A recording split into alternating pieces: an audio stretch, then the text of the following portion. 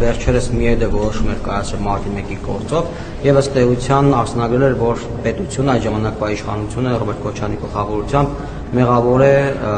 մարդկանց կյանքի իրավունքը խախտելու մեջ եւ ըստ էության չի ապահովել մարդկանց կյանքի իրավունքը, դեռ հակառակը, ու այդ թեմայով լսումներ տեղի ունեցան ազգային ժողովում 2 օր առաջ, որին